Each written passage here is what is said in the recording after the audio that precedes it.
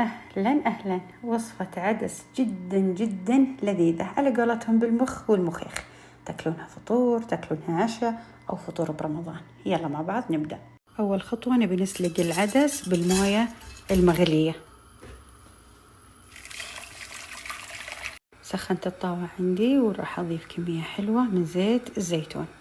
حسيت أن الكمية الأولى شوية الزيت، راح أضفت كمية إضافية مكعبات البصل، وعندي هنا الثوم المهروس. تحمر البصل والثوم مثل ما انتم شايفين، طلعت ريحته. راح أضيف الآن معجون الفلفلة بيعطي نكهة خرافية. راح أضيف مع مكعبات الطماطم عشان تذبل كلها سوا. وهنا عندي ملح، فلفل أسود وكركم، كزبرة وكمون.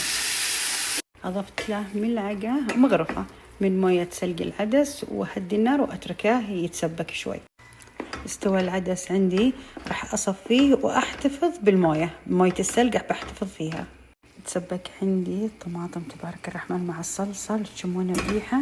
الآن راح أضيف العدس المصفى مع، خلونا نقول بالبداية راح نضيف مغرفة من موية السلق. بحرك وأشوف. حركت الخليط وحسيت إنه يبي له زود مغرفة، راح أحركه وأشوف بعد يبي زود ولا نكتفي. بهدي النار وأتركه بعد تقريبا 10 دقايق. يبي زود.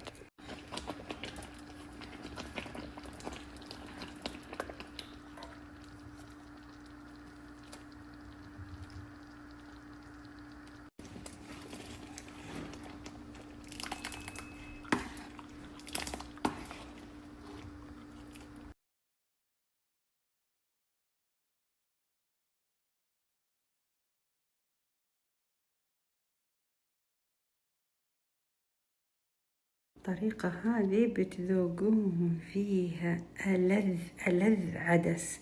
وأراهن الفوالين عليه. شلون أراهن الفوالين عليه؟ أراهنهم عليه.